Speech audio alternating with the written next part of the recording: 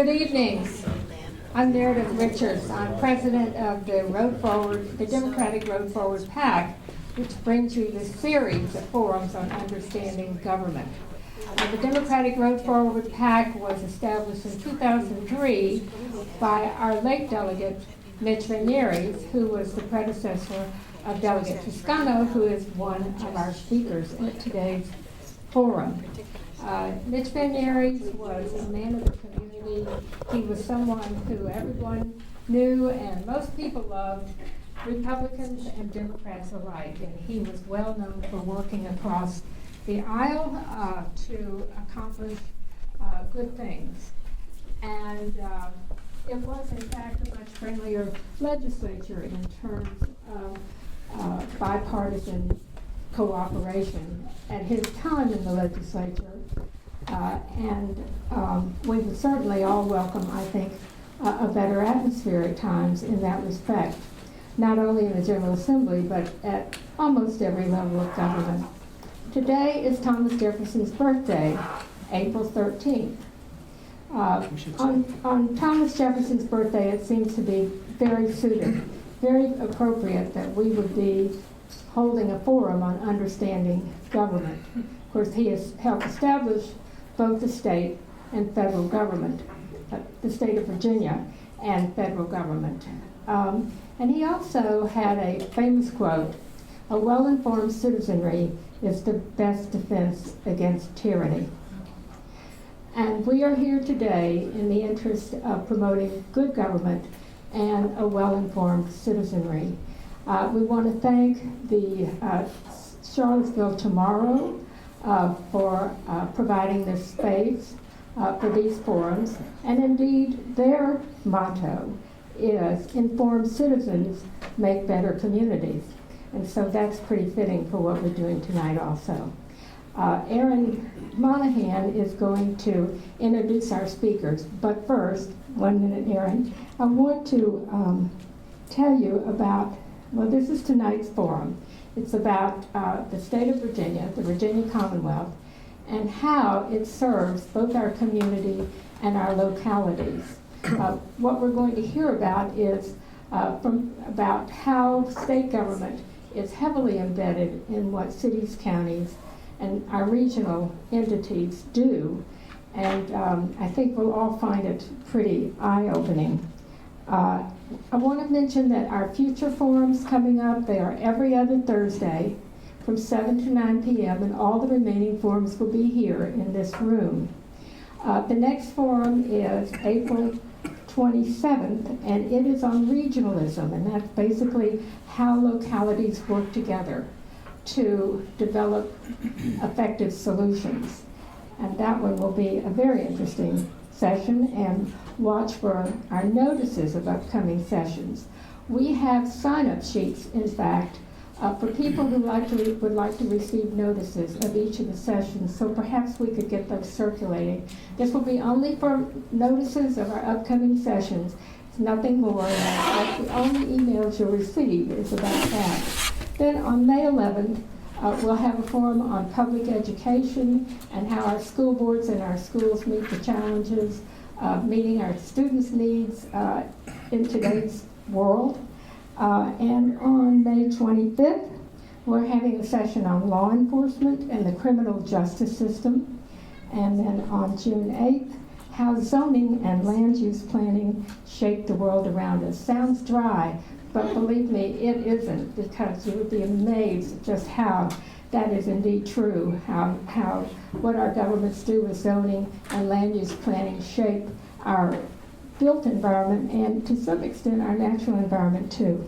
So those are coming up.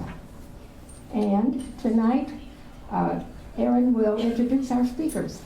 We will have a question and answer session during the last half hour tonight, so hold your questions and we'll pass this mic around and you'll ask these speakers any questions you have. Hi, everybody. Because I was lucky enough to get all three of these people to say yes to tonight, I get the joy of introducing them as well.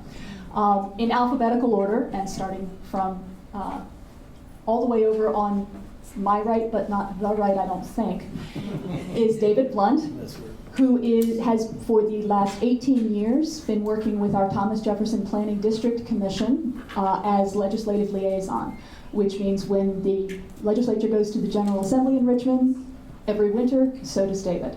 But he's working here in our community throughout the year, working with the various localities that are part of the TJPDC, which, foreshadowing, will be part of the discussion at the next session on regionalism.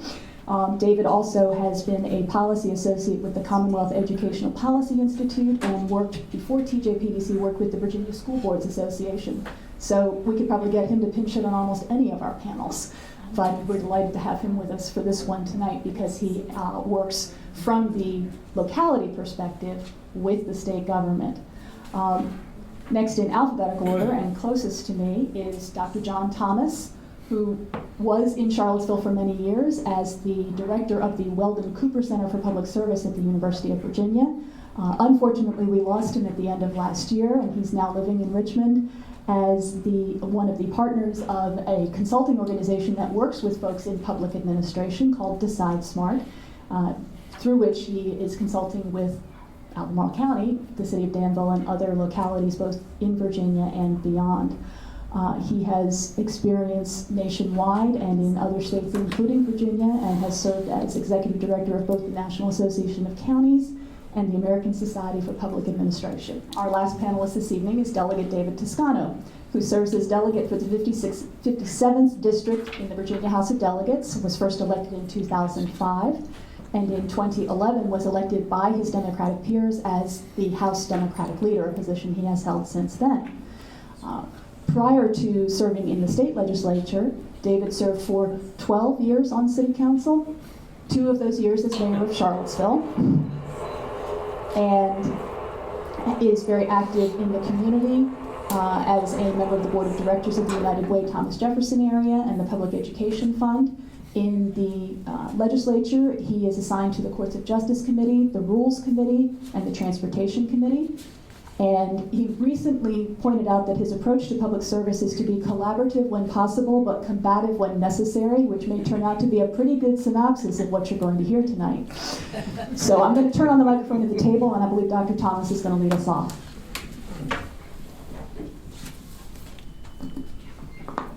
Thank you. Thank you very much.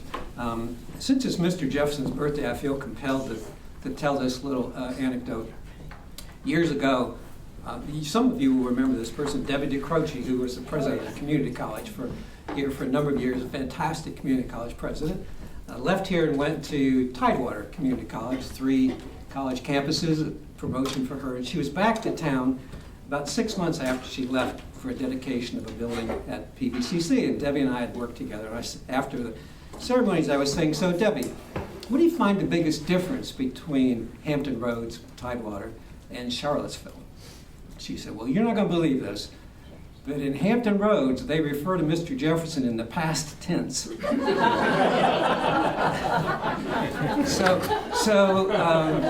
You can leave Charlottesville, but you don't really leave Charlottesville. Here I am tonight. I've been here all day. We'll be here tomorrow and Saturday. So anyway, it's a place that permeates you, and it goes wherever you go, and you get back wherever and however you can.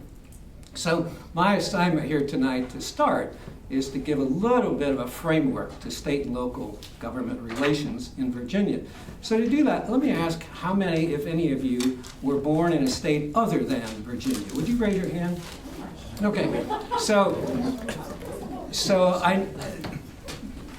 you have probably observed, but maybe not absorbed. Virginia is a very unique place when it comes to state and local relationships. It's the only state in the country that has an entity of government called an independent city. So in the state you grew up, the nexus between state government and counties was very deliberate and very tied, and remains that way today in all those states. And municipal services were not provided by the counties, they were only provided by cities. And I'll talk a moment about those municipal services.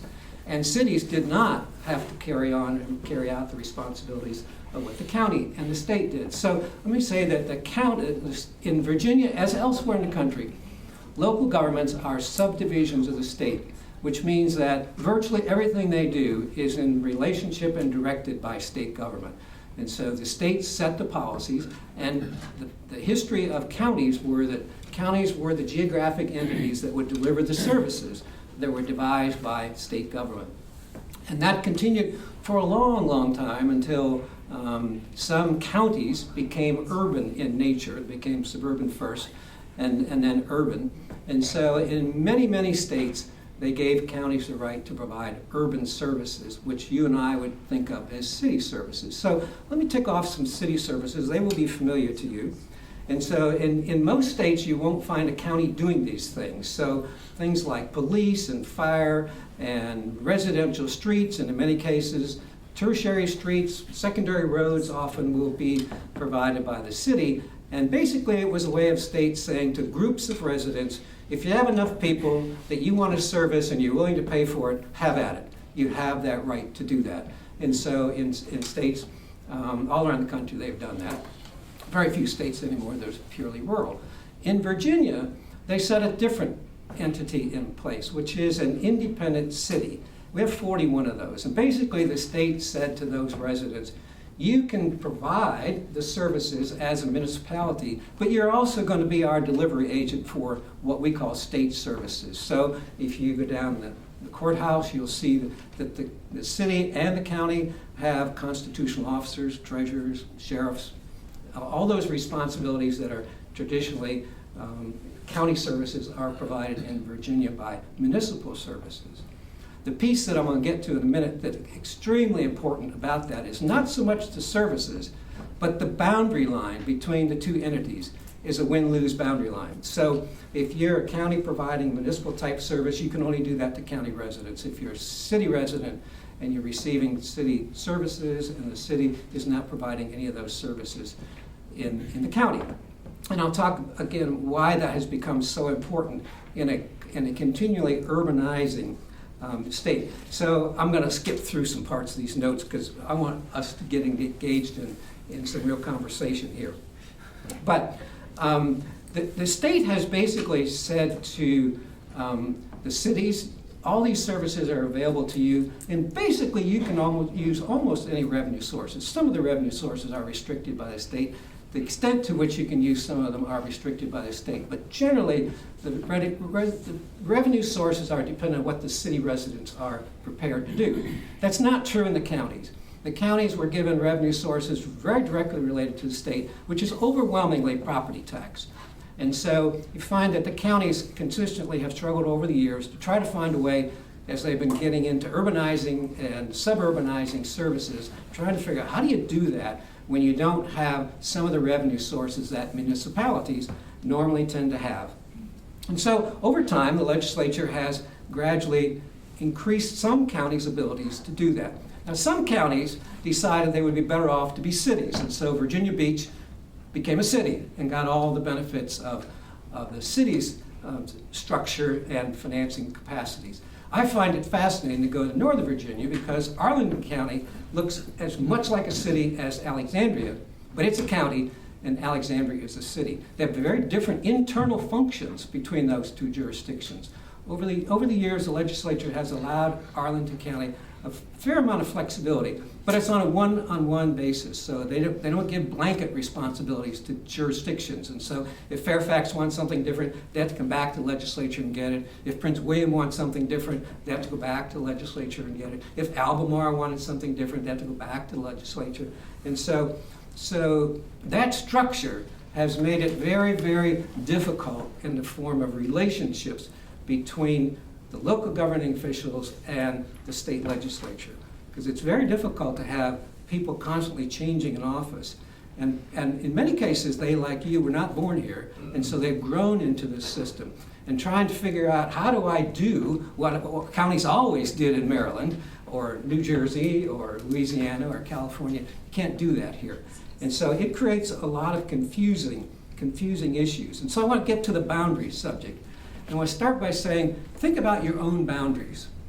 How critical the definition of your boundary is in your relationship with your best friend or spouse or anybody else that you have a relationship with. Finding that boundary defining it, understanding it, and living by it is a very tricky and touchy business. And it can change a lot, and personalities can change a lot, and it can get very, very controversial. We have the same kind of thing in our professions. And so to think of any profession where there's licensing and certification, there are very clearly defined boundaries. In the corporate world, there are very clearly defined boundaries around things like antitrust and relationships among corporations. And so when you take that concept and apply it to governing entities in which everything you do fiscally is dependent upon that boundary. Let me give you an example of that. If you go up to the corner of 29 and Hydraulic, Stonefield is in the county. All the revenue streams, sales tax, property tax, commercial tax, all the revenue streams from that go to Albemarle County.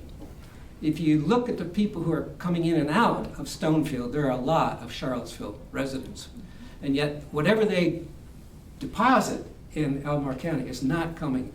I know people who deliberately don't shop at Stonefield because they live in the city and they want their tax base, the revenues they're paying, to come to the downtown mall or wherever. So it becomes a very, very a difficult concept from a governmental standpoint. It can take on very personal interactions. So think about, most of you are probably familiar with that corner of Hydraulic and 29. The city-county boundary comes right across the middle of the intersection. So never was an issue for emergency services people when the county and the city had an arrangement where they all used the same cars. Everybody was using the same emergency. When the county went into its had its own emergency vehicle services, they had their own EMS, it's not clear to anybody where that line is. And so an accident that happens right in the intersection, both units hear the response and they both come. And then you have this discussion about who gets to take this patient where. The patients have no idea why this is going on. I'm giving this as an example so that you can understand why these boundaries are so, so important in Virginia. And you would think that when we hit the recession, that a city and county, I'll use this too as an example, but it's true all around the Commonwealth, that those jurisdictions would say, hey, there's not enough revenue to continue doing what we're doing. We need to merge. We need to collaborate. We need to get together on some things. That was exactly when the county, David will tell this story later, decided it's time for us to get rid of this revenue sharing agreement. We should not be providing that kind of money to the city of Charlottesville. So what you saw was it got put back together ultimately, the dissolution of a long time positive fiscal relationship between two jurisdictions. I do a lot of work, have done a lot of work, and continue all across southern Virginia, Martinsville, Danville, South Boston. If there's any economy that's in shambles in Virginia, it's that one. There is more competition. There was more competition among those jurisdictions over fiscal issues during the recession at any time prior, any time since. And they're still not healed. And so what happens is you need the revenue so bad as a local government entity that you can't bring yourself to say, we'll give up some of ours to trade off. And David could probably sit here and tell you time and time again about collaborative agreements between the city and county when he was on the council and mayor, and it's very difficult to get those collaborative agreements. And so you can now look at this county and this city realizing that at least part of the 5% growth region for the county, if I were looking at today, I'd say this is a city. This is a city. And yet you have a governing structure that is not at all designed to be a city council. And so the whole concept of urban development are not part of what county officials learn when they go off to the state organization, the Virginia Association of County. People are not there talking about, you're now an urban official, because they are not urban officials. Look at the magisterial districts of Albemarle County. The people who live in those districts are geographically overwhelmingly representing rural-oriented folks. And they're carrying out the responsibilities of those urban-oriented folks. And yet when you look at the city's growth plan, from Stonefield to the airport is a city. I mean, in most of our jurisdictions around the country, it would be cities that would be doing those kinds of services. So it makes it very difficult when people don't even speak the common language about how do you find the comfort zone or the places of commonality or agreement to resolve controversial issues, because every issue becomes controversial. It doesn't matter whether it's a natural resources issue, whether it's a transportation issue, whether it's a health service, a fire service, they all become confrontational at that boundary.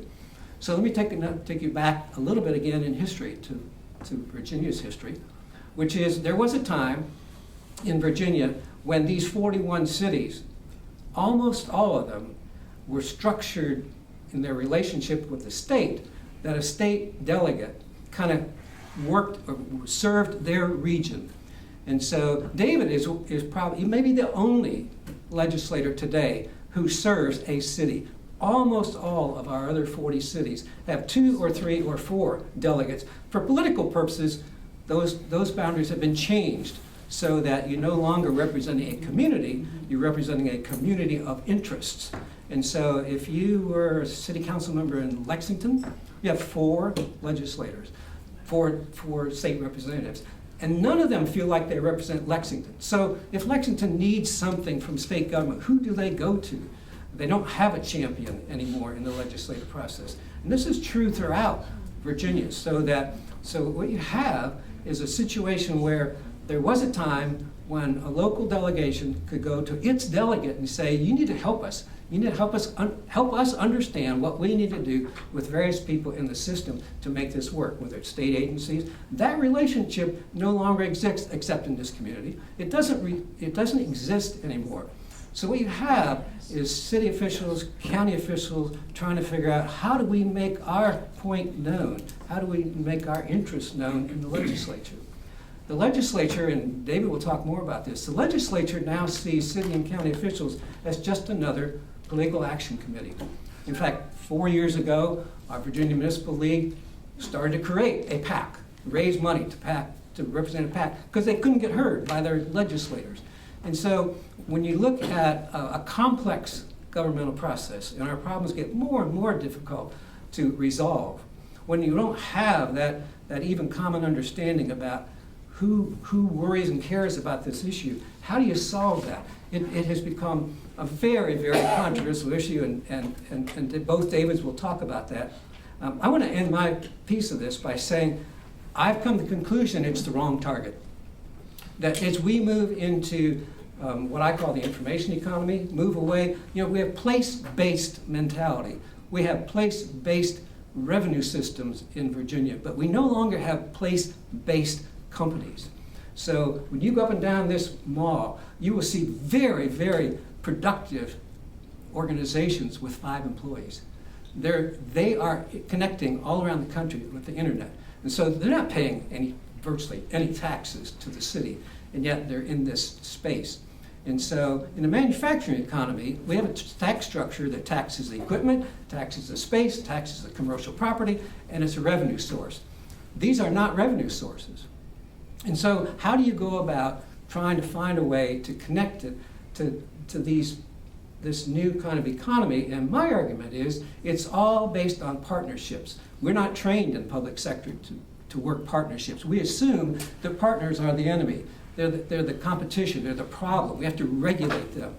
And where you see successes all around the country today is where governmental entities have gotten creative enough, confident enough, and can define their boundaries around what they need to protect and what they need to serve, that they're working out agreements with the private sector to jointly share what has to get happen, not only in the product, but in the revenue structure and how all those relationships work. And we talk more about that, but let me just end there, and that's some structural things we can throw out and talk about later. Your turn. You want All right. No, I got a process on this. Turn the mic. Okay.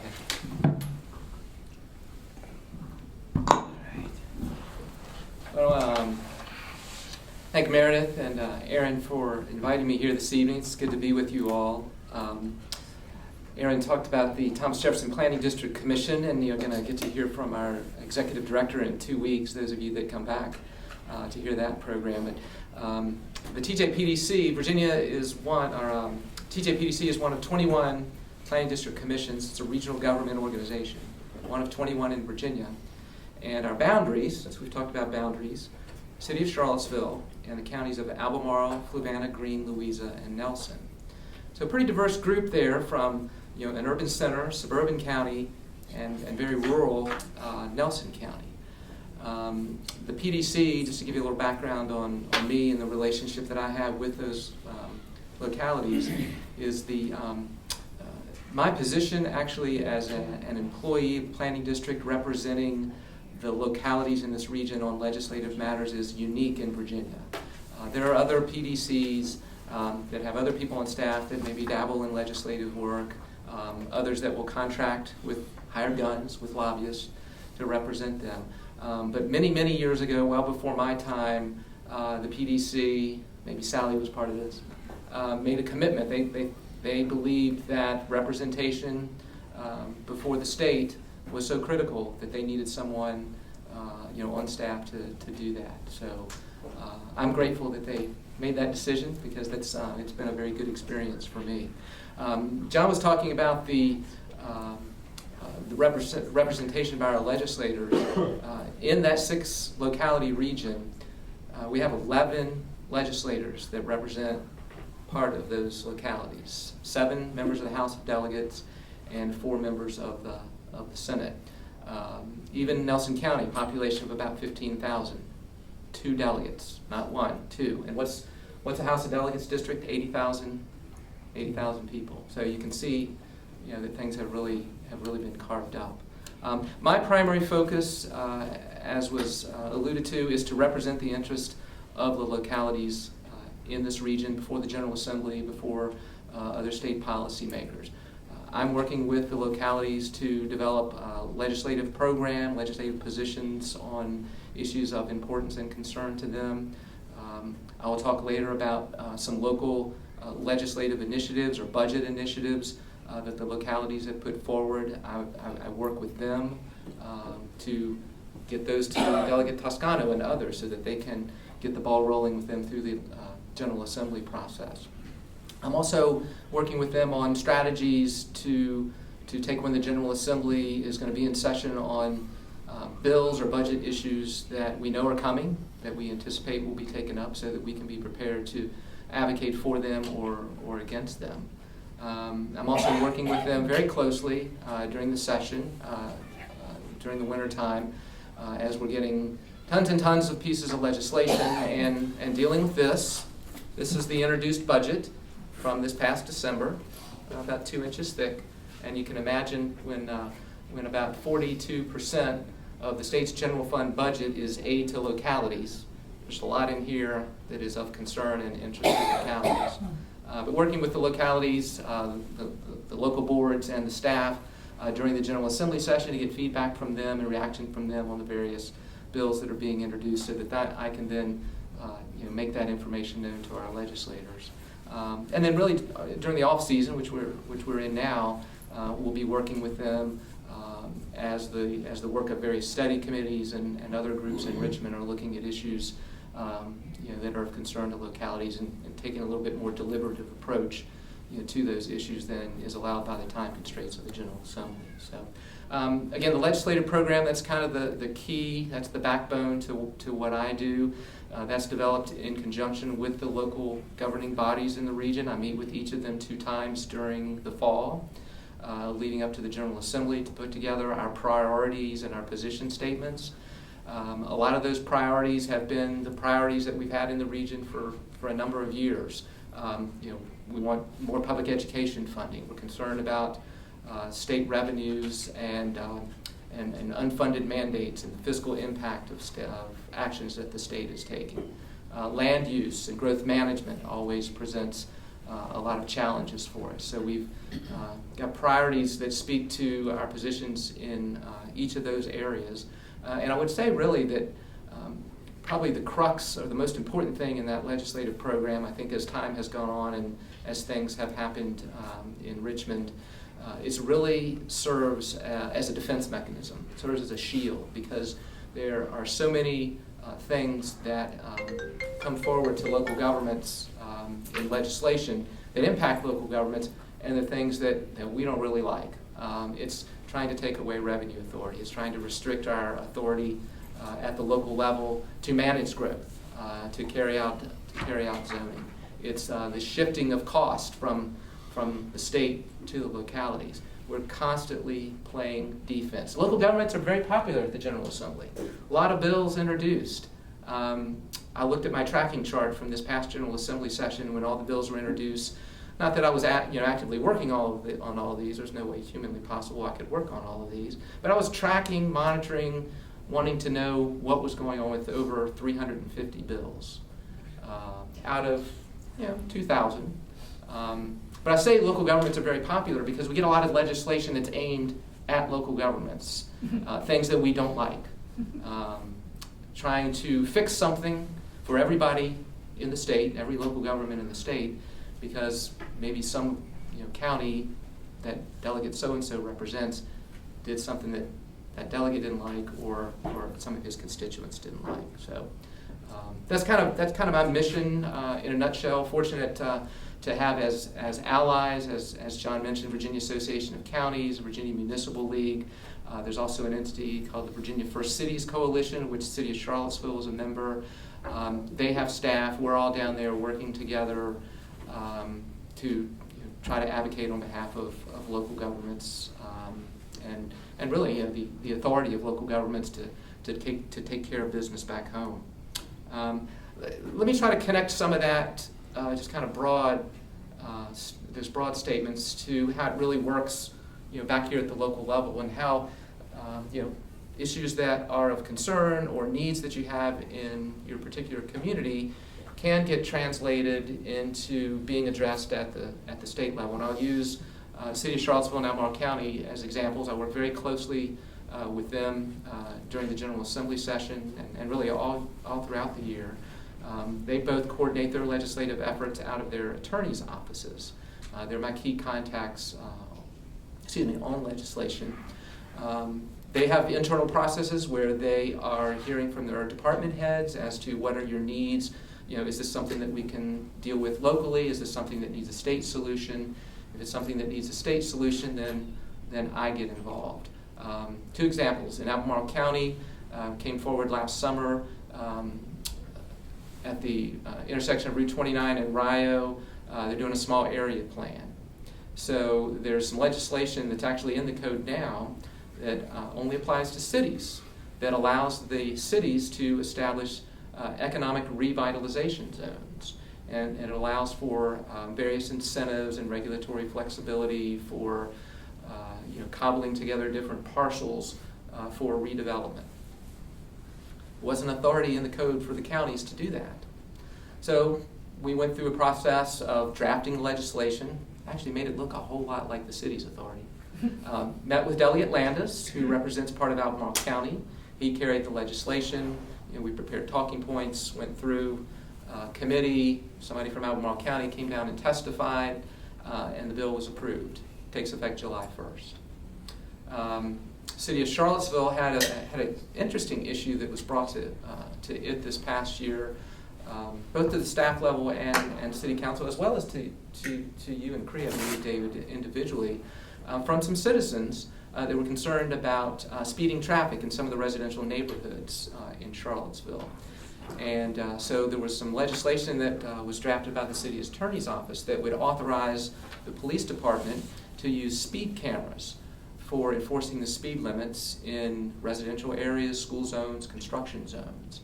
David and Cree took that to the General Assembly. It was a new concept, something I think that we didn't think would have much of a chance of making it through to approval this year. Just so happened that on the Senate side, the chairman of the Transportation Committee had a similar bill that was applicable just to the state police to use speed cameras. But anyway, my point is that kind of got the ball rolling with having some discussion about a new concept. Things change very slowly in Virginia. It takes a long time for some things to percolate. Except speed, yeah. I mean, similar technology, red light cameras. Cameras to monitor red lights at certain intersections, which I guess before the redesign at Rio and 29 there was one. I don't know how many years Mitch worked on that before it finally passed about 10 years ago. But anyway, that's an issue, though we didn't have success. We got some discussion. Senator Dees actually at a meeting last week of a Transportation Accountability Commission that he serves on brought the issue up.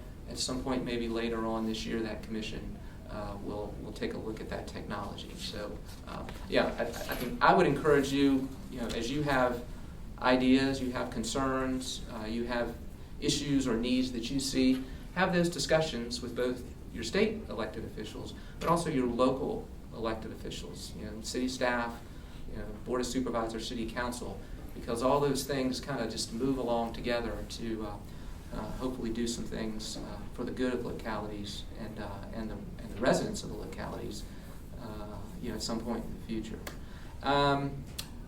If anybody was here at the last session, you heard about the Dillon Rule. And the Dillon Rule has a lot to do with why we have to have local legislation.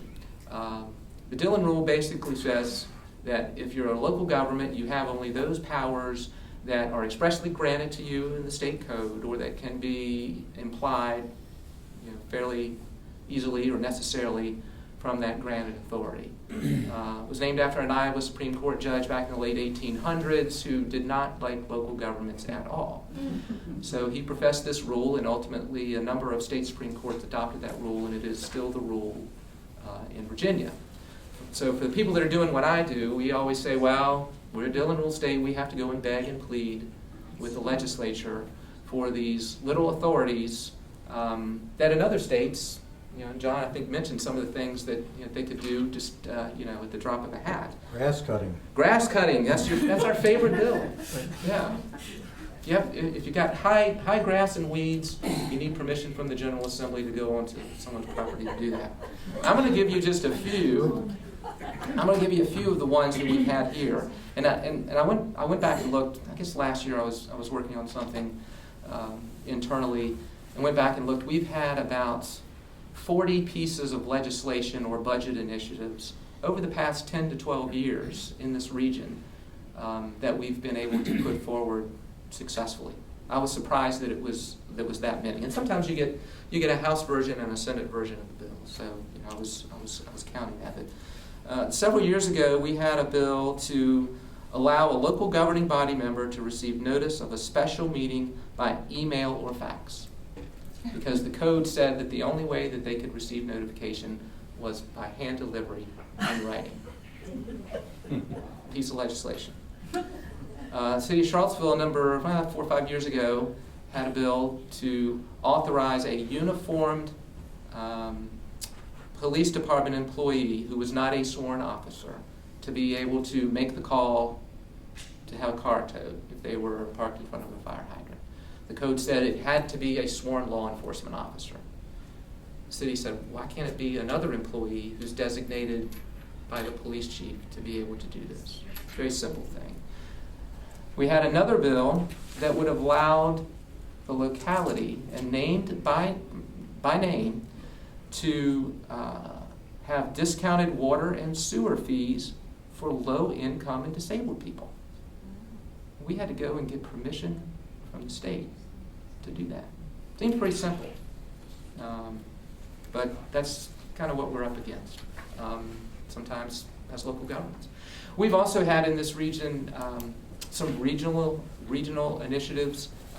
The Planning District Commission, we convene the mayor and chairs of the boards of supervisors in the region on a quarterly basis. I'll also include the chief administrative official in on those meetings. They have been very active over the years in pushing for some legislative change from a regional perspective. Comprehensive Services Act, now Children's Services Act, a number of years ago, trying to get some changes to some funding mechanisms within that. Didn't have success then, kind of kept at it, and I believe during the 2016 session, finally got an increase in funding for the administrative cost of at the local level of running that program. Now granted, the funding was $1 million spread across 140 some counties and cities. We got it increased to $2 million. So it's about $12,000 on a $350 to $400 million program. So, half of 1% or so is what we're talking about. But remember, baby steps. It takes time in Virginia. That same group was also very active several years ago and remains very interested in something I think John alluded to, and that's the differing taxing authorities or revenue-raising authorities between counties and cities in Virginia. And those things that the city council can do by having a public hearing and having a vote of council, such as they did last year with increasing their cigarette tax, or if they wanted to increase the meals tax. Not the case in the counties.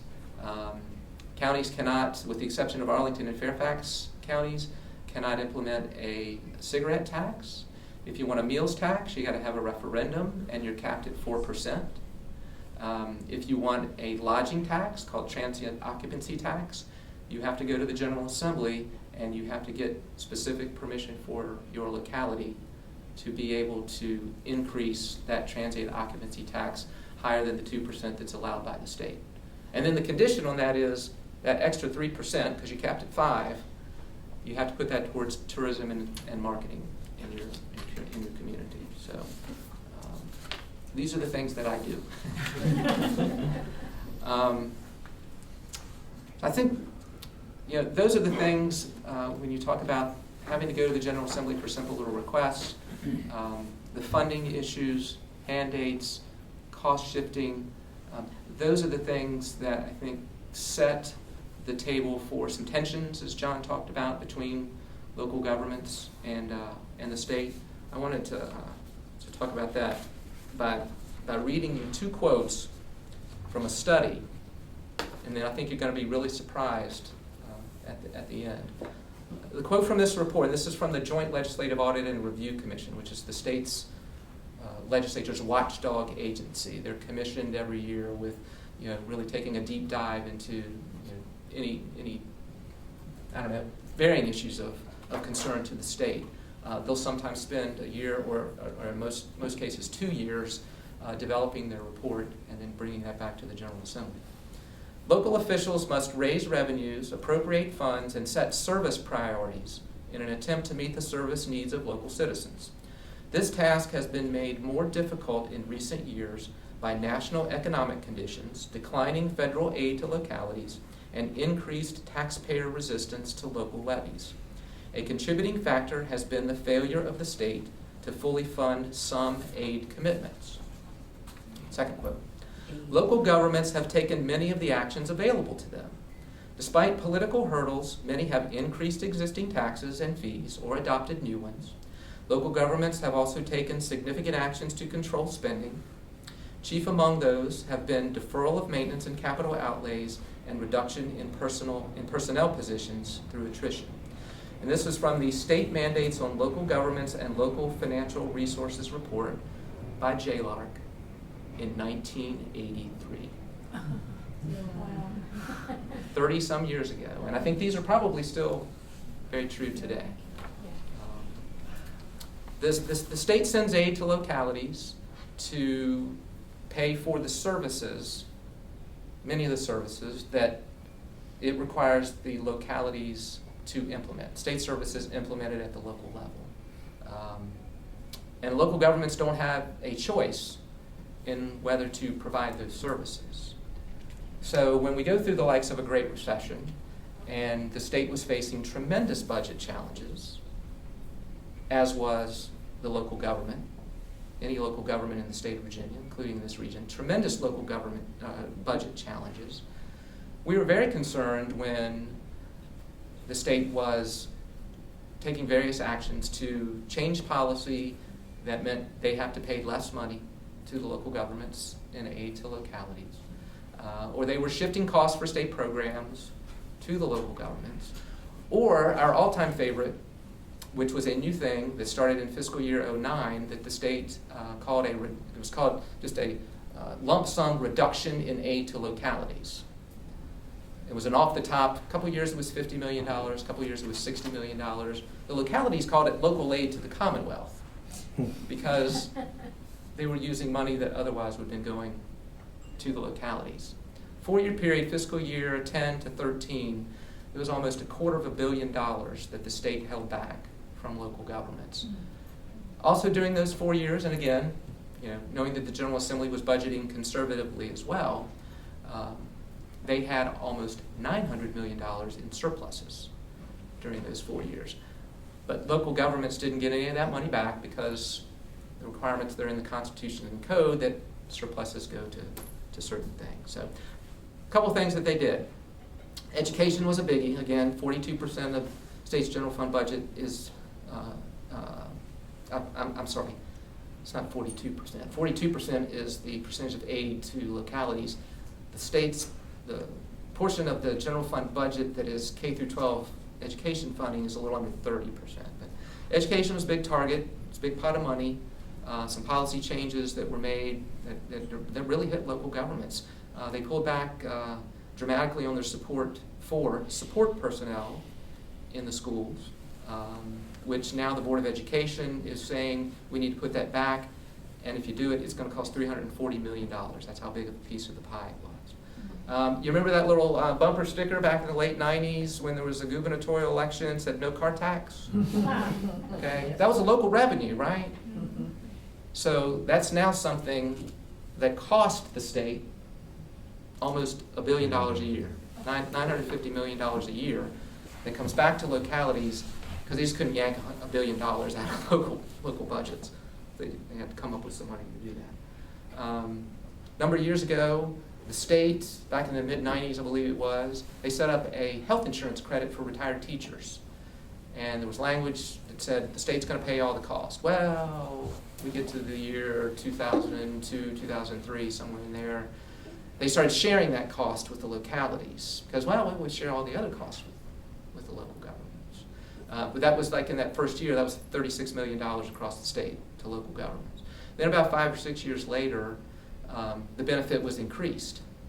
So that cost the state more money, but it also cost local governments another $18 or $19 million. Line of Duty Act, benefits for surviving spouses of those that emergency services personnel killed in the line of duty. Great, necessary, great program, state program since 1970s, I believe. Had always been funded by the state, shifted over to the local governments. So again, there's that tension there because of the changes that have been made. I think education is probably one of the biggest drivers of that. When you talk about some cost shifting and some underfunding.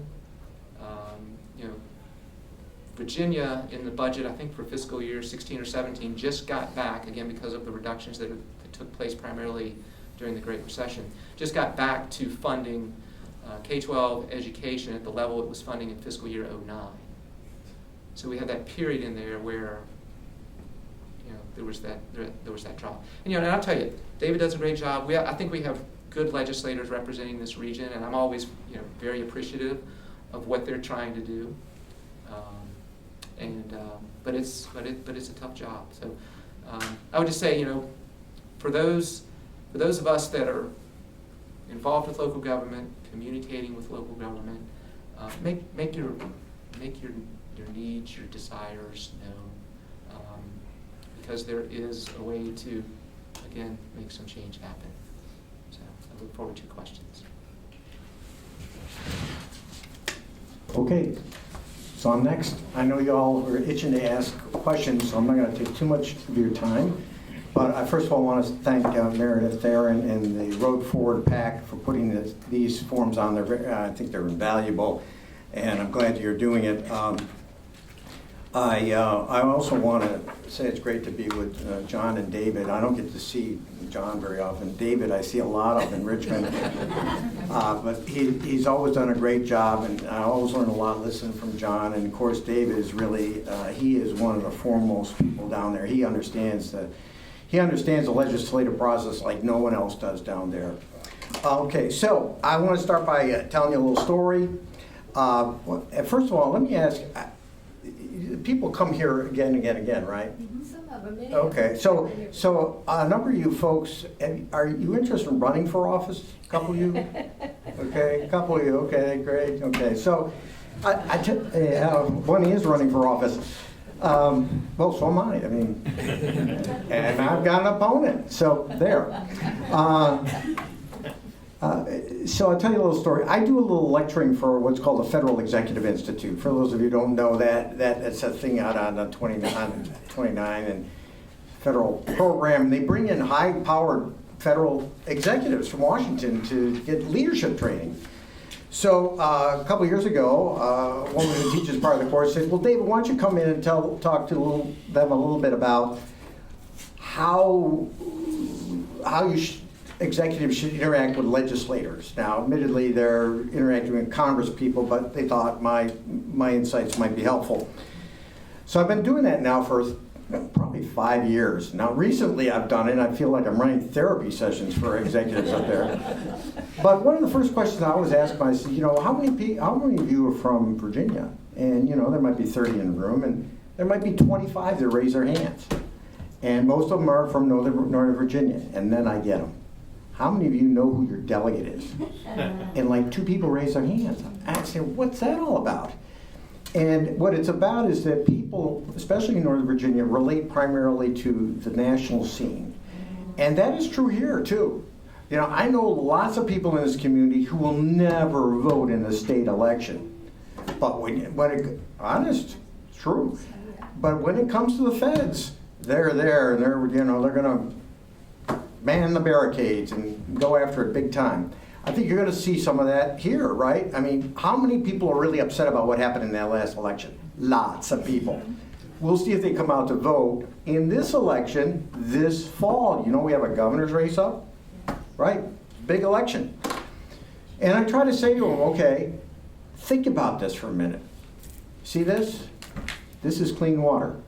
When you turn on your tap, you expect it to be clean, right? Except if you live in Flint.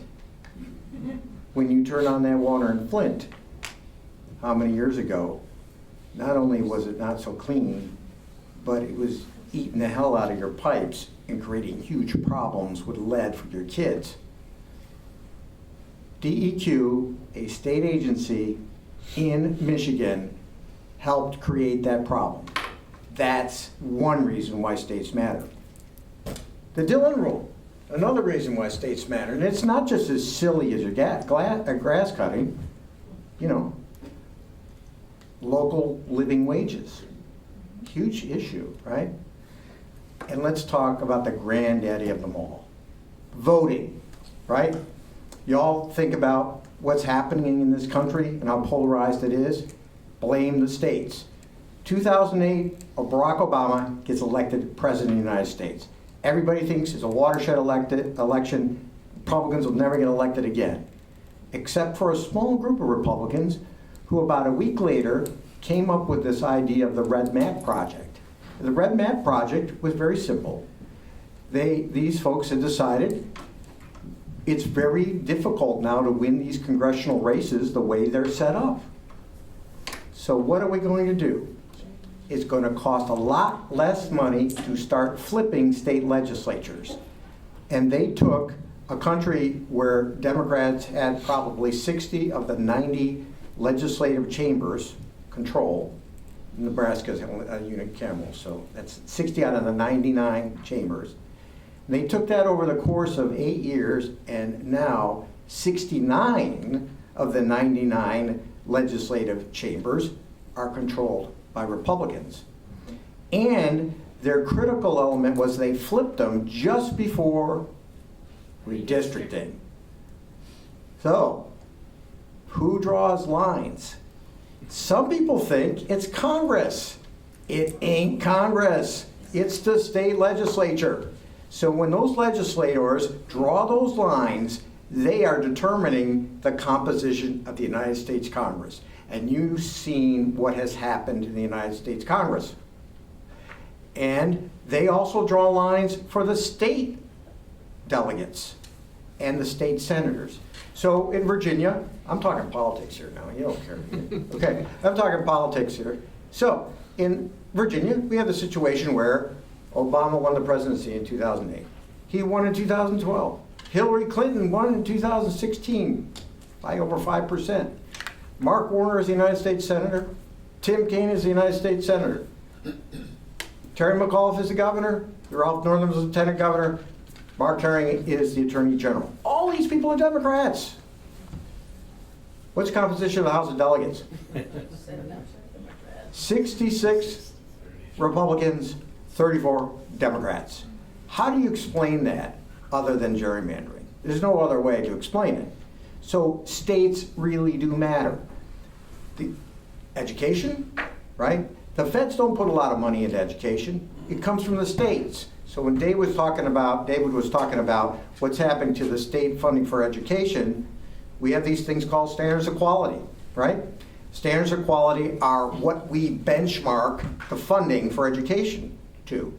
Okay, all you need to do is change the standards of quality and take out a school nurse here and there that might be required, or an instructional assistant that might be required, or this or that. And all of a sudden, the standards of quality that used to be this are now shrinking.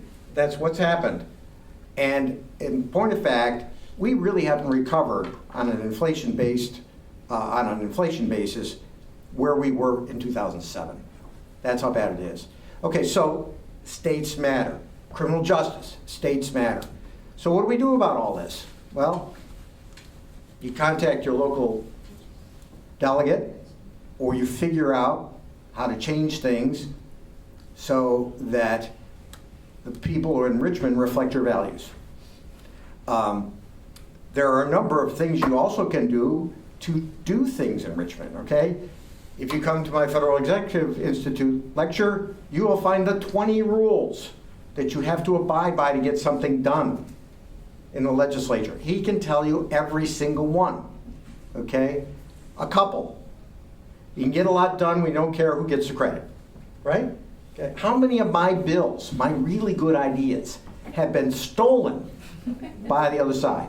In fact, I fantasize about every year putting together a list and doing a press conference that says, steal this bill. And just put them all up, and then they can all take them, and they all get them passed, and I'm fine with that. So you can get a lot of things done if you don't care who gets credit. Secondly, your enemy today can be your best friend tomorrow. Right, David? Right? There are lots of people who you might think are absolutely crazy, and all of a sudden, you're able to work with them, and they're your bosom buddy. So you can get things done that way. I mean, the good people in DC know how that works, and they don't take it personally. Third rule, learn how to count. I mean, this is simple rules, right? And you could take that to City Council or Board of Supervisors. How many times have you thought you had the votes in a committee only to find out that you were one vote short? I don't look at you because you're not down there. I mean, he's down there. We've seen this happen on the House floor. People were not counting correctly, so you have to learn how to count. Another rule. This is a rule I've been using for a couple of years, but I've had it modified. Anything you say can and will be used against you. I'm not sure that's true anymore, but I think it's a good concept. So the corollary to that is when in doubt, pick up the phone. People don't use the phone anymore. Make no wine before it's time, right? That seems silly, doesn't it? Make no wine. What that means is that sometimes you've got to wait to get your bill passed. It may take a couple of sessions to do it. It's like the camera bill. People said, what's that all about? So we educated them, and we'll come back next year and try again. The big transportation bill we passed several years ago, it took 8 years to get that passed. Well, 8 years while I was there. And it almost didn't pass. There's a long history to that. But, raising taxes by a Republican legislature is pretty difficult. But we did get that bill passed. But it is true that you can't get everything done all at one time. And the final rule you might think about is you can't always get what you want, but if you try sometime, you just might find you get what you need. The perfect is the enemy of the good. Sometimes you have to compromise. I know sometimes people don't like to compromise, but sometimes it's better to advance the ball Like there are a bunch of solar bills this year. I mean, do they change the utility model?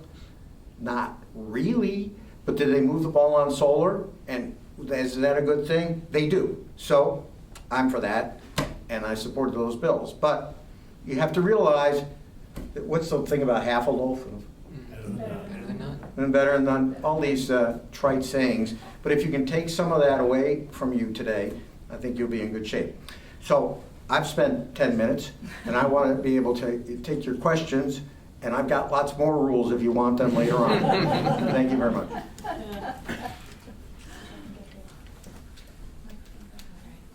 Maybe one of our board members. Well, we're going to be using the handheld mic so that we are videotaping this session, as you may have noticed. And so we want your questions to be heard on the videotape. And so just raise your hand, and one of our board members, before we get started, I'd like for you to be introduced to some of the board members for the Democratic Road Forward PAC. If you all would just stand up so people can see who you are. This is the most hands-on board I've ever been a member of.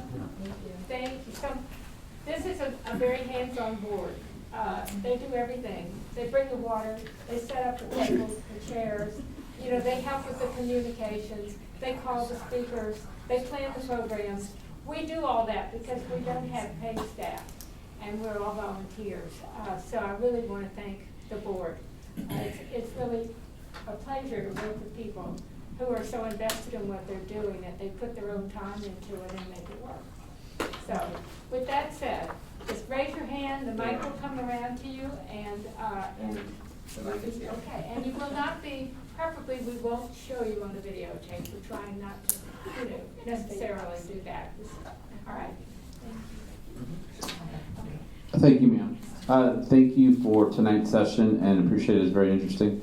If I could, Mr. Thomas, refer back to your opening presentation, a couple of quick questions. So that structure you described, that's unique to Virginia. No other state in the union is like that. Is that correct? That's correct. Okay. And then, so in the city of Charlottesville, there's a mayor, correct? Yes. And then, but did I hear you correctly say there aren't necessarily city council members, or are there city council members? There are city council members. Okay, so the city council works. The point I was trying to make is that at one time, the legislative delegate for this area would have had in his or her district the entire city, and that's no longer the case. So if you, except in this case, it is true because David does have the whole city, but most of Virginia, the delegates, the lines have been drawn for the benefit of gerrymandering, and so the concept of representing a community is no longer part of the gerrymandering process. It's deciding where does that line need to be for me to have enough Republicans in my district or Democrats in my district to make sure I get reelected. So the process is driven. I'll let David talk more about the gerrymandering process, but that process is no longer driven by anything other than I want to create safe political districts. Try to use the mic if you could. Okay. We'll move around. Yeah. Thank you.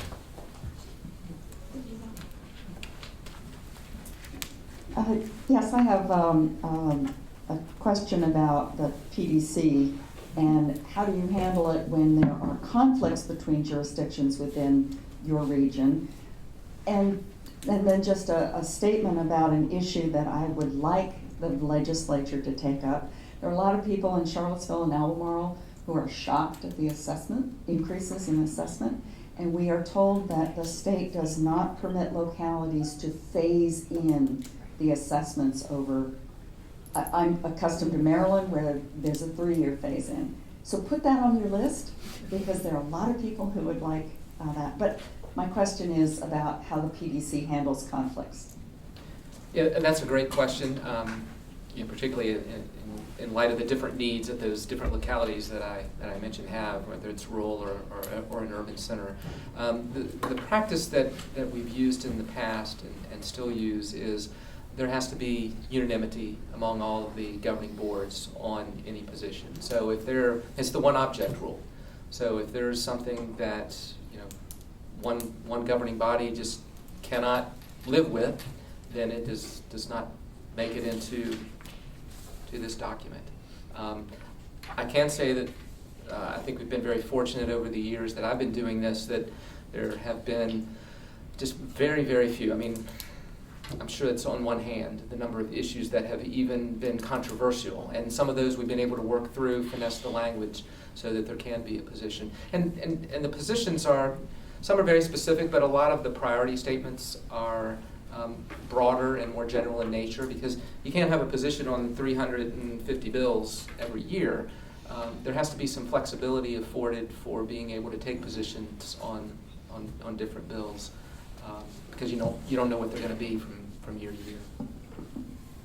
You know, if I could comment a little bit on that, there occasionally have been bills introduced by, well, the best example I can use is bills on revenue sharing that have been designed to sort of undercut the revenue sharing agreement. It puts David in a kind of a weird situation because he works for Albemarle, he works for Charlottesville through the PDC, and if I'm not mistaken, he just recuses himself from that kind of thing, that kind of bill, if there's a conflict. And it wouldn't show up in the PDC program because they hadn't unanimously dealt with it. So that's an example of where he wouldn't get involved in that. Thank you. And in terms of the assessment, that's kind of a unique idea, but I mean, I would think you'd go to your council and say, look, the assessment's high, you ought to reduce our taxes. Well, that's one option. Yeah, it's one option. Since we're in an educational session, I just want to make the point, not that I'm favoring this point one way or another, but Virginia is a state that requires annualized assessments. So what that does is it means that if your value jumps, your assessment jumps. It also means if your value drops, your assessment drops. And so it was interesting to live in the community during 5 years when my assessment dropped every year, my taxes dropped every year. I didn't complain about that to anybody. And so there's a flip side to these issues, and when you're on the governmental side, when that assessment drops, you hope someday it comes back because you got a lot of recovery to do. And that's, I think, a point that indirectly David was making. Hi, I've got a very specific question. I live in the neighborhood that generated the request for the speed cameras on Locust Avenue, and hopefully that can be pursued, and hopefully, my question is one, whether there's a likelihood of finding other allies in similar dense urban areas that want to effectively calm traffic. Most specifically because I don't have the exact ratios, but there are charts that show the rate of serious injury and fatality when motorist speeds at 40 miles an hour is probably 3 times that as when the rate of speed is at either 25 or 30 miles an hour. Since we have a state mandated minimum speed limit of 25 miles an hour with very few exceptions, school zone, perhaps some very specific difficult traffic study allows for a speed limit lower than 25. Most of the city of Charlottesville, most of the other urban areas, you can't have speed limits lower than 25. Well, police and the courts tend not to enforce anything within 10 miles an hour, so you've got 35 mile an hour speed limits, which means that having effective safety for pedestrians and bicyclists is by state mandate impossible.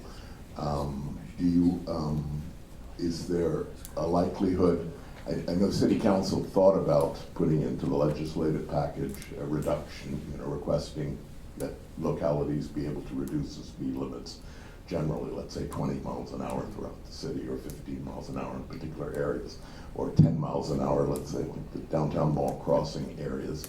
Is there a likelihood of finding allies in other similar cities and other similar urban counties and jurisdictions and neighborhoods, so that getting that through the General Assembly has some potential for success in the next several years?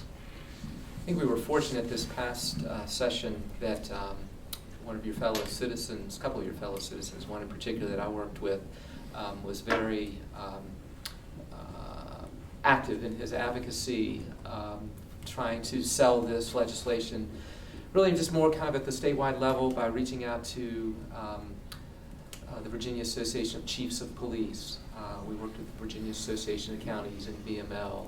I think that's maybe a next step to maybe identify some other urban areas. And in fact, he may have contacted some of the folks in the city of Richmond and some other more urban localities. But I think that's a good next step as we move the ball, hopefully, on this issue, is to kind of dig down a little deeper into some specific localities that might have some specific interest in supporting it. As far as the speed limit, I think maybe that council and more particular staff, as we kind of see how this year unwinds, and if there is actually more discussion of this topic at the Transportation Accountability Commission, and kind of gauging what the reaction is, maybe having that as another option to try to move forward with. This is it's a Transportation Accountability Commission composed of legislators. It's really kind of an oversight, really more of CTV and VDOT, but they do from time to time will take up some other issues. The General Assembly actually, on Senator Deed's bill, they referred that bill to that commission. So it is possible that we'll get a hearing there. Delegate Toscano's version of the bill, it didn't get a lot of play. It was in a subcommittee of the House Transportation Committee that met at 7 or 7:30 one morning. There was discussion of the bill, presentation of the bill, discussion, and in 10 minutes it was done. So that happens a lot, especially with my bills. No, but this is a very serious question as to how will you get this done. Well, a couple of things. I think it's going to be really hard to get enabling authority for people to reduce speed limits. I just could see all kinds of issues with that. I do think, however, it might be possible to pass this bill that we've discussed in some form. And ironically, it's not because people don't realize the problem. There's a couple of things that are happening here. One is there is a large cadre of people in the General Assembly who do not like any photo read, any technological enforcement of speed limits. They are mostly very conservative legislators, but you get some people on the far left as well who are worried about privacy concerns. That being said, the way we would go at this, the way I would typically go at it, is first of all, if I get a request from the locality to put it in, I'm going to put it in and advocate for it, and I always do that. Secondly, you got to get it out of subcommittee and you got to get it out of committee. So that means going to in the House. It means going to the transportation. Committee. So if you wanted to develop a strategy, you would look at who's on those committees, and you would start in the summer and the fall, starting to go to them to discuss this bill out of the bright lights of the General Assembly, where people don't want to take a lot of time listening to the technical elements of this concept. I think probably this concept, if it's going to be enacted, is probably going to be enacted through some kind of pilot program in a couple of jurisdictions. And the reason why you might want to do it in a couple of jurisdictions is if you do it in one, you got to get, and here we go, learn to count, you got to get 2/3 of a vote in the House of Delegates. That is a difficult sell, especially with a technological thing that looks like a red light camera in the House. So as we're thinking about this idea, I think we need to think about a pilot. I think we would think about an ally from some other locality we can get to jump on this. The other thing that's good about getting allies from another locality is you get their votes too. If you could find somebody from the Transportation Committee, someone like Ron Villanueva, who's from Virginia Beach, who's the chair of the Transportation Committee, if you could get him as an ally, then you can start building the momentum that gets you that vote in the subcommittee, that gets you to the full committee. And who knows, maybe people either aren't paying attention or think it's a good idea. It comes out of committee without a negative vote. If it comes out of committee without a negative vote, man, you've got a real shot at getting the thing passed, because it goes on this consent agenda and half the people aren't paying attention when they vote. So that's the strategy. That's encouraging. And there's no reason why we can't do it here. Have you discussed with any other localities about people that enabling? Right. No. His question was not only about this camera solution, the technology, but the ability for cities Yeah. to selectively reduce Yeah, speed limits. I tried to respond to the first one. I think that's very difficult.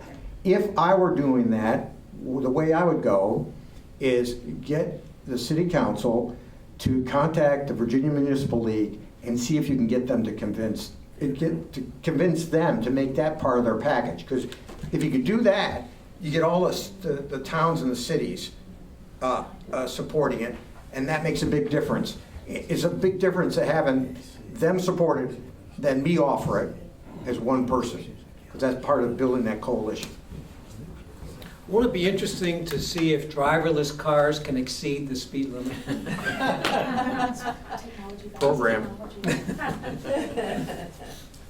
I wanted to ask you, my concern is about income inequality. Are the schools still funded totally by property taxes? And I would think, like in Charlottesville, Albemarle, we have very prosperous communities. We also have very good schools, but I'm concerned about those who may be in a very rural county with very low property tax base. Is there some way that that our current method of funding schools is contributing to income inequality? That is a great question. A long, long time ago, there was created the composite index for school funding. Before you, Oh, yeah. and before me, maybe before you. Yeah. A long time ago. So, and what that is an amalgam of data that goes into a formula that determines what your need is as a community for state funding. So, you know, and everybody complains that the formula disadvantages them. Albemarle County complains all the time because they think certain things aren't being counted the right way. But the point is, if you get a number, and the higher your number, the more your need.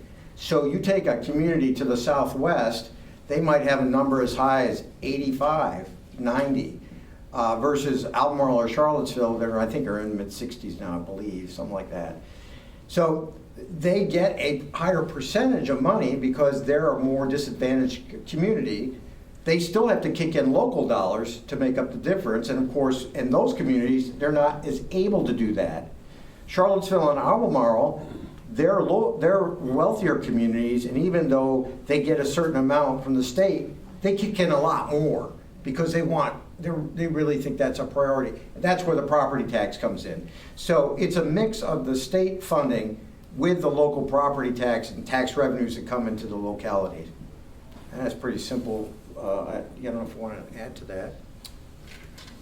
Yeah, I would just add that as a result of this formula, there's an amount that whatever that amount that the local governments and school divisions are required to provide is called the RLE, the required local effort.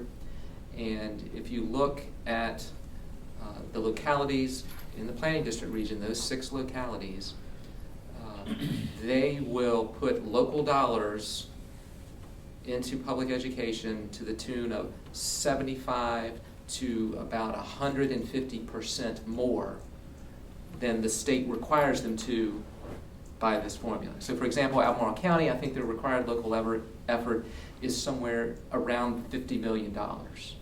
Albemarle County puts more than $100 million in local dollars in public education. And it all goes back to, I think, what David was talking about earlier with the standards of quality. Those standards, I think Madison was on the school board before, Sally. Local government, Sally, they're minimum standards. They are not really reflective, I think, of what you find as prevailing practices in many of your school divisions, even some of the ones in Southwest Virginia that are relatively poor and disadvantaged. They don't really reflect what is going on in the schools. So the state is only paying its share of what it prescribes in those standards of quality. Say if it's 100 teachers, let's say they pay their half or their portion of 100 teachers, yet you're employing 200 teachers. Well, those additional 100 teachers, those are all on the local dime. So, and then that gets into inequity of Yeah. So school division. let's get even more complex about this, okay? It is very complex, but there's some add-ons, all right? So there is a cost of living adjustment that goes to certain jurisdictions, primarily to the north, to compensate them for what is perceived to be not a high enough pay for teachers. Cost competing. It's called cost to compete. Now, it's mostly in Northern Virginia, but it also includes Orange County. What's that all about? Well, what that's about is you had a state senator on the Senate Finance Committee named Ed Hauk, who represented Orange County, and he made sure when the cost to compete came down, I think Culpeper's in there too, that those two jurisdictions, I mean, you can't compare the cost of living there to Albemarle County, and Albemarle County's not in. So you got that piece. Then you've got another piece that just happened this year, and that is there's a special amount of money that is flowing to southwestern counties where they're losing school-age population. And the reason for that is, they're not getting as much money from the state because part of the way the state funds is by pupil. And so if you're losing students, you're not getting as much money. So now we've carved out another little thing, and we've thrown a bunch of money down to Southwest Virginia to help their schools. That may help with the inequality issue which you mentioned. I can't, just as an observation, I can't believe after this description any of you would want to do this. Yeah, no. But this is a very transparent process. The Cooper Center, where I was employed, is charged by the state to take all these policies and amalgamate the formula that represents all those, and it's all on the Cooper Center's website. So if you get really tired and bored some evening, you could take a look at that formula and see all its scary details. And I'm not even on appropriations. Being here only 2 years, I'm really confused. And I think really that my gut questions are, do you guys really like this? Do Virginians like this kind of government? It doesn't sound like it, but it sounds like it leads to a lot of nice jokes.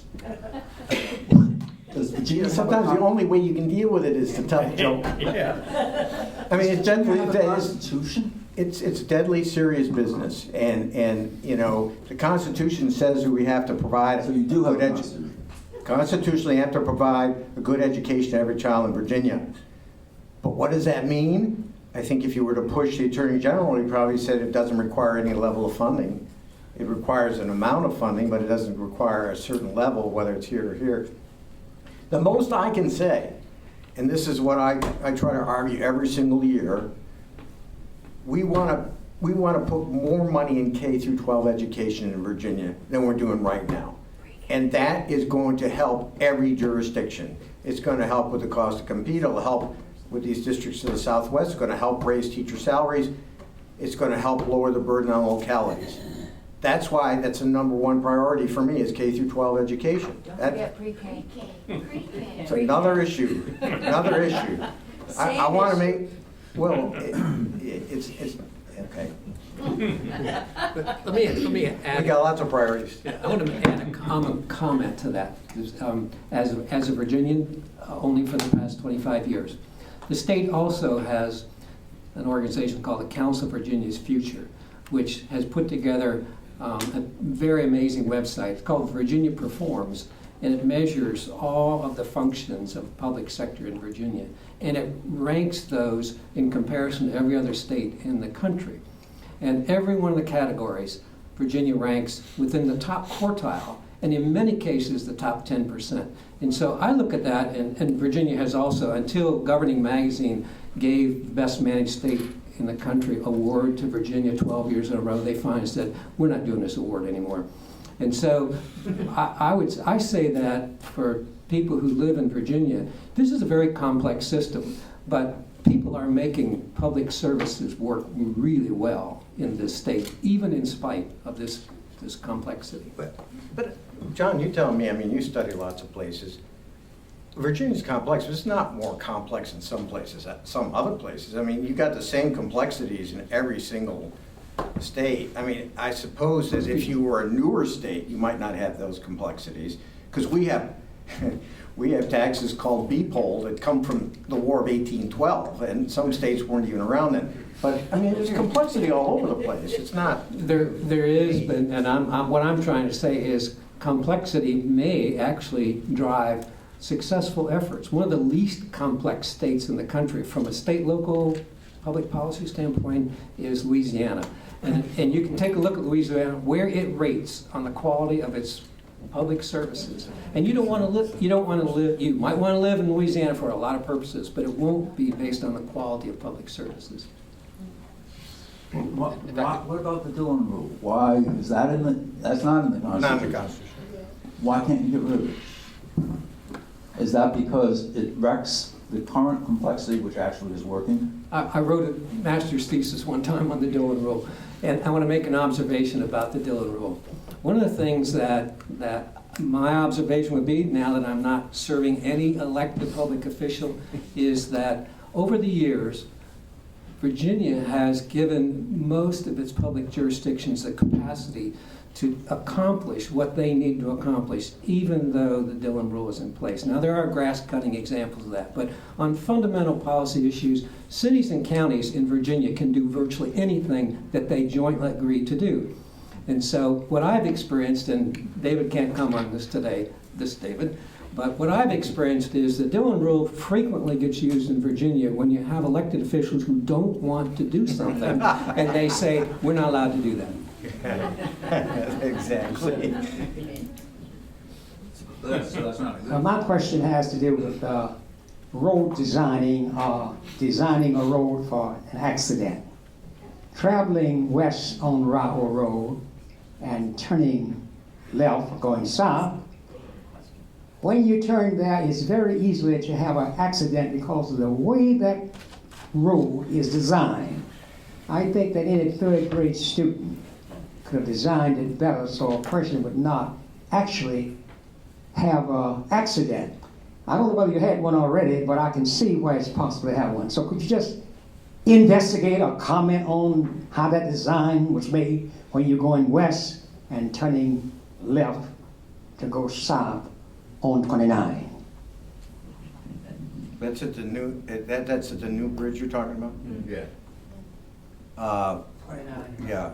Well, you know, a lot of that was the province of the VDOT engineers. They worked with groups of people in that corridor to do the design.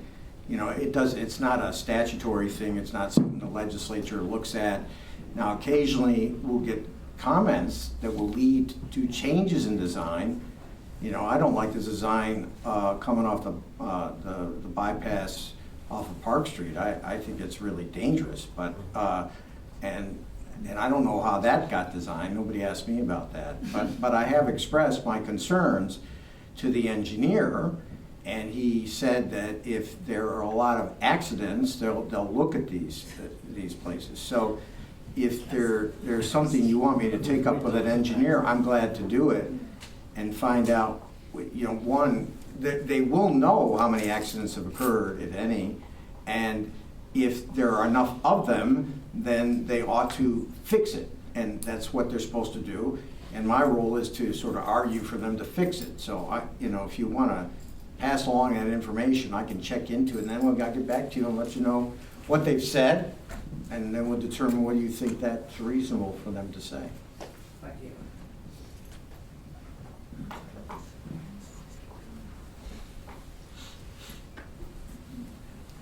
Okay, so it won't be the last question, but I'm a redistricting proponent from a long time ago.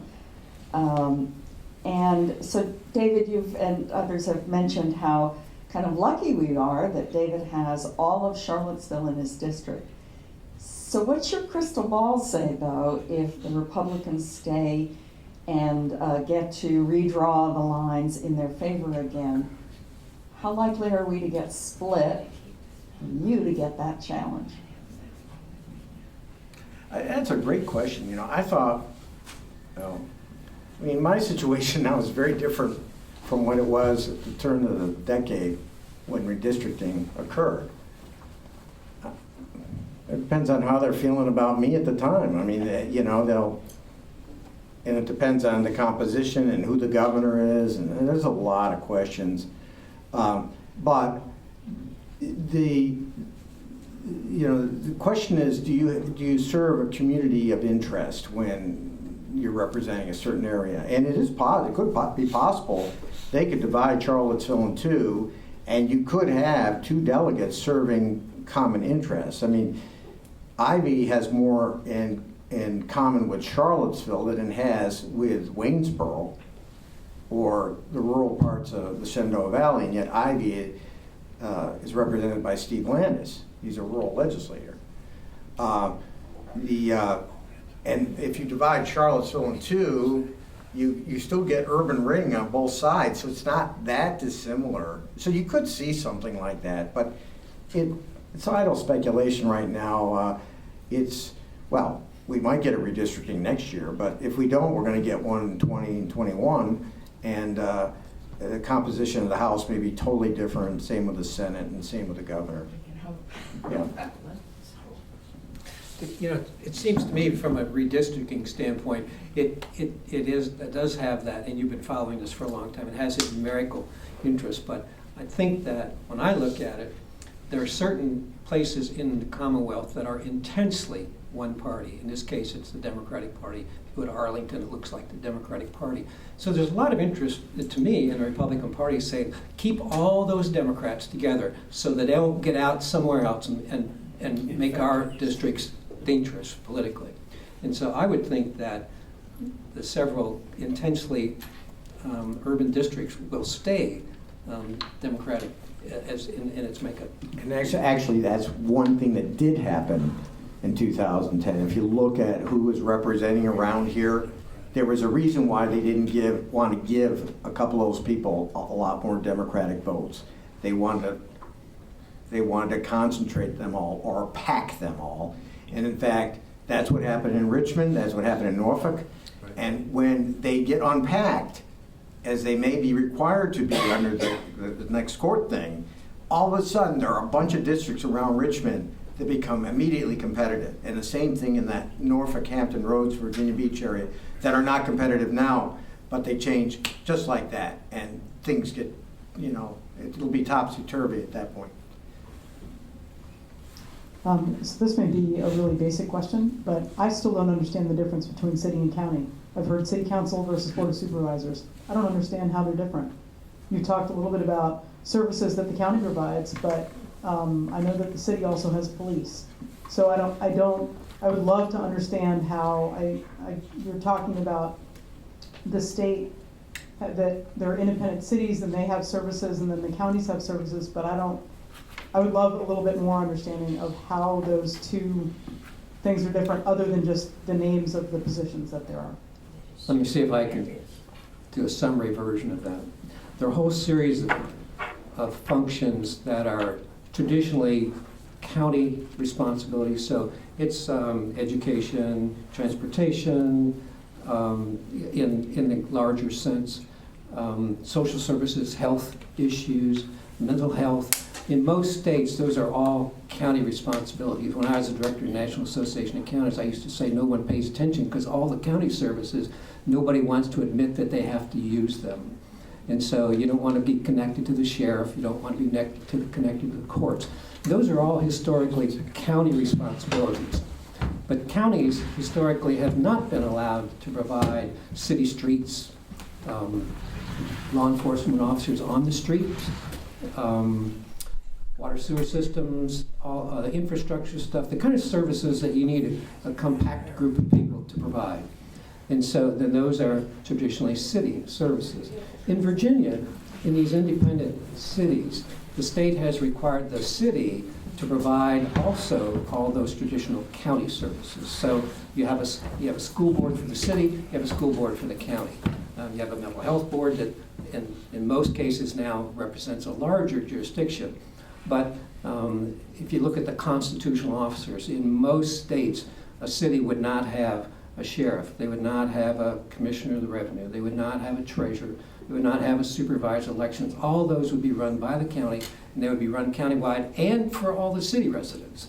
In Virginia, cities have to have all those same services. And so you end up with from an administrative standpoint, in my view, a lot of duplicative services. And so you take all of our cities that are under 50,000 people have to have all those same services that are being provided by one office for 1 million plus people in Fairfax County. And so it's a confusing thing. And the reason I ask how many people came from somewhere else, if you were born and raised here, that's the way it works. But if you came from somewhere else, and we find this particularly with corporations that want to do business in Virginia that haven't traditionally done business, and they've suddenly discovered, hey, I got to get a zoning permit from the city, and I got to get a zoning permit from the county because the first piece of land I'm going to have straddles that border. And so it becomes a complex kind of system. So would one way to be towns in Virginia are more akin to cities in other states? Yeah, towns in Virginia would look a lot like cities in other states, right? And for those of you who are not familiar with Virginia, counties have, you can have an incorporated city, or you can have a little jurisdiction that does things like that called a town. It doesn't have its own, doesn't have any of those constitutional officers that I described. Normally it doesn't have a school system, although we have some towns that do have school systems. But it has elected officials and land use authority. Yes. Right. And, you know, I'm going to have to leave in a second because I've got a conference call I got to get on. But I might say to those people who are thinking about running for office, don't get worried about this. I mean, when I ran for office, I didn't know half this stuff, a third of this stuff, right? I knew what my values were. I knew what I wanted to accomplish. And I ran and I won. And I learned a lot of this along the way. And I learned every single day. This is not, you know, it's not that you have to know everything before you run for office. So jump right in. And before you leave, I have to just say I learned a new title for you tonight. It's the Abby Hoffman of legislature. People steal your bill, and you say, "Steal this bill." It's so cool. how many people know Abby Hoffman? Oh my God! I gotta go. I'm sorry. We'll continue, but David has to. Well, call me anyway. Toscano is here.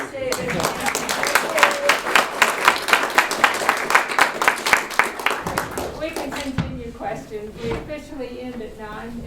If continue to have questions, we'll just continue until then. Okay. So please, go ahead.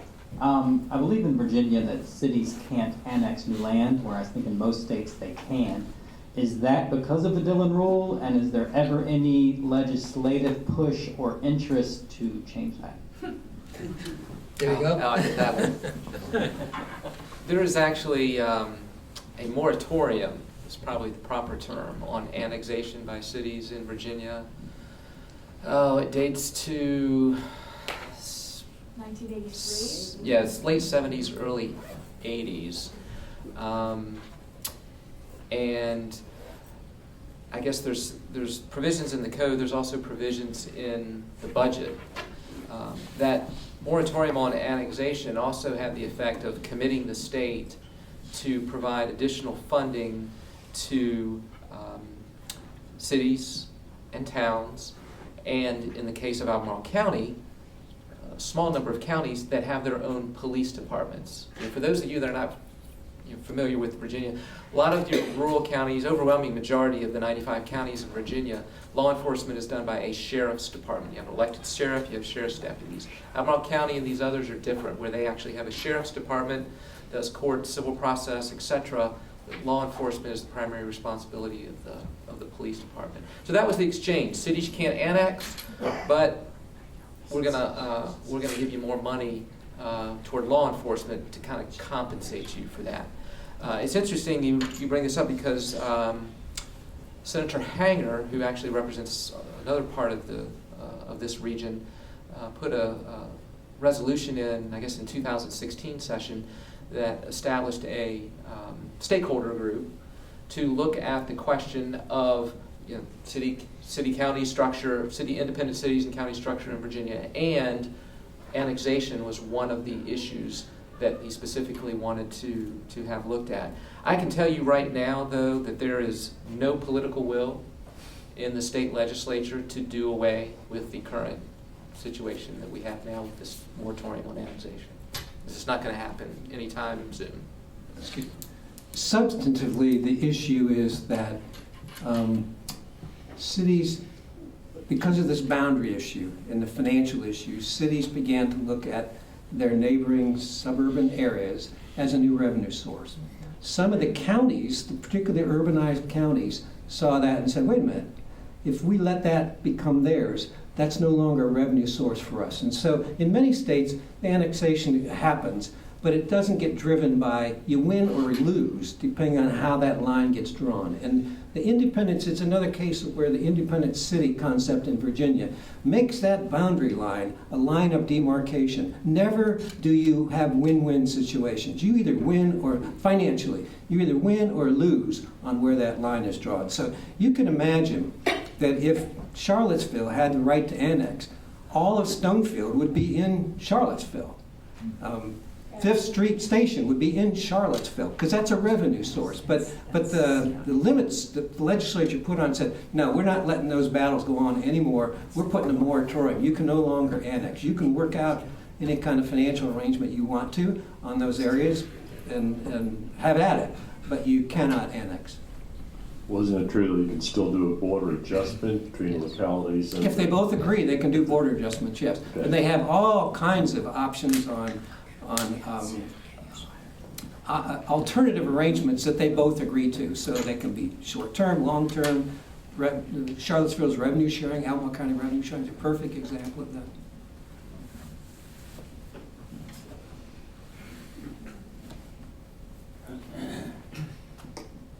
Yes, with the Planning District Commission, when you were speaking, it made me think of the local land use, which should be the locality's purview. Regulation of the wineries and the breweries and some of the limits of weekend events or something. But then I understand that the state came down and said localities can no longer limit the winery or what they can do as far as in the interest of promoting agriculture in the state and so forth. So I wonder if that's like sort of a Dillon rule, taketh and they can taketh away as well as, are you familiar with, I'm sure, Yeah, the well, I think, winery kind of debate? Yes. I think localities feel very strongly, and I think there's a good deal of support in the code for this, that zoning is a function that is to be carried out at the local level in Albemarle County, Greene County. But there are state policies and parameters by which you are to operate in at the local level. I didn't get a lot of focused on budget stuff in what I was saying, but that is probably one of the biggest areas of concern for local governments, because who better than the local board of supervisors and the folks that are living here every day know what land uses should be in their community, rather than 100 delegates and 40 senators in the state. Yet, every year we see any number of bills that are trying to put further restrictions on what localities can do. Some of them, I know they're looking for a balance, and I think at the time we saw some of the restrictions on the wineries that, that industry was really just starting to take off, and wow, look what's happened now. But it's tough to be able to create that balance. I think it's tough for the legislators to figure out where to create that balance. And sometimes, like David said, don't let the perfect stand in the way of the good. And sometimes you have to learn to take what you can get out of something, instead of either getting everything you want or the other way, getting everything you don't want. Another way to look at that from an independent city standpoint is independent cities have substantially more land use flexibility, because it's seen as an urban issue, so you have to be able to respond to the market quickly. Those kinds of powers have not been given to the counties in a blanket way.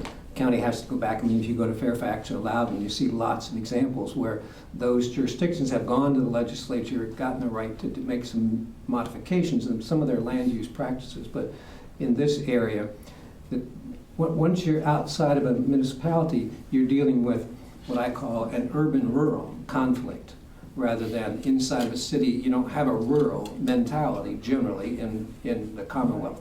And so it's that urban-rural mix that the legislature does not want to get tarnished with. And so they generally say, we're not going to let you do that. And so, but it's a negotiated process. Can I ask you a quick question? Is it more bicycle questions? It has to do with the coordination at the boundary.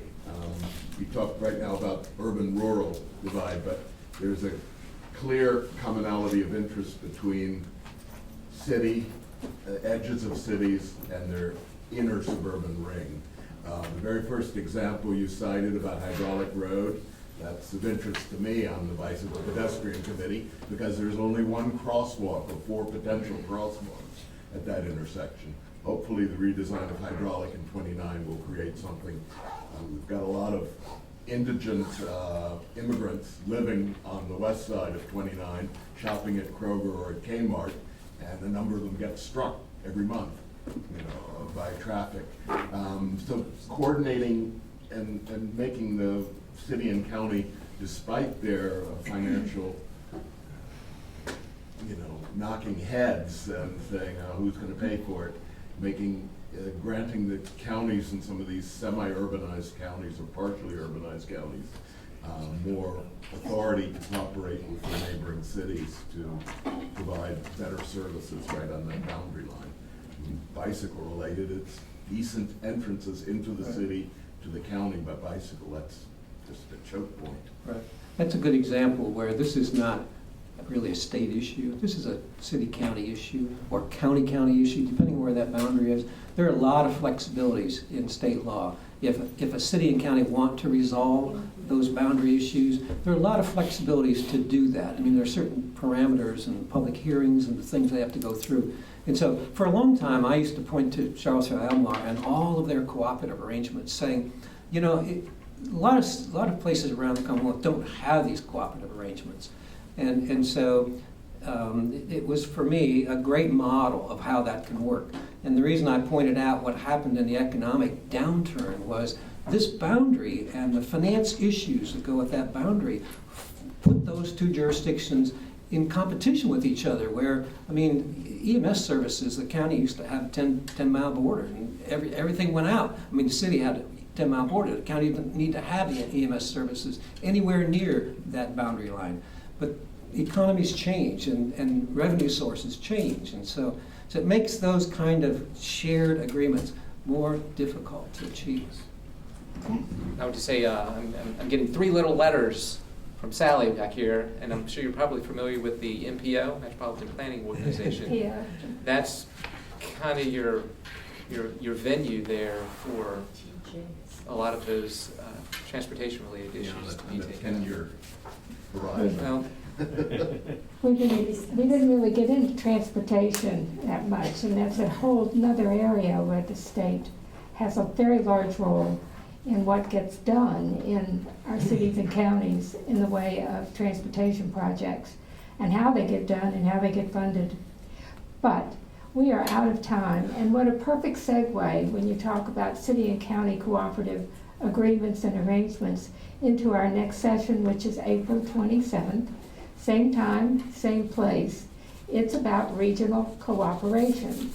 The director of the planning district, David Blount's boss, will be here to talk about the planning district.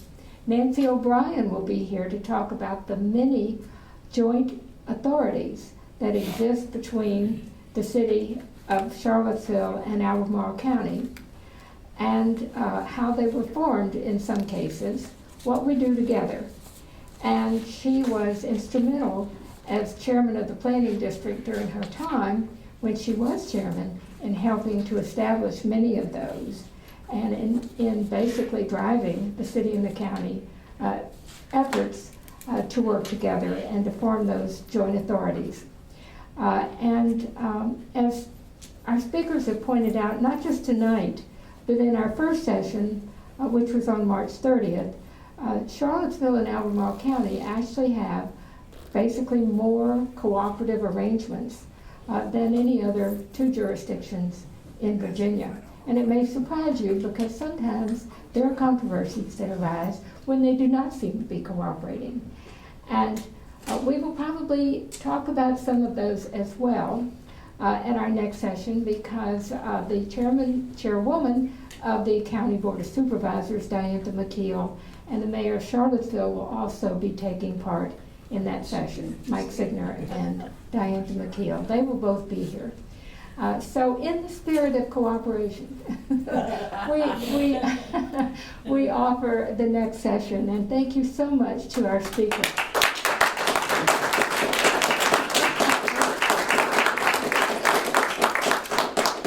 It's every day we get to watch you doing what you do, but it's not every day that we get to hear you explain how and why you do it and what the structures, the legal structures and other structures under which you do it are. So thank you so very much for giving us the benefit of that and for taking your time to do that.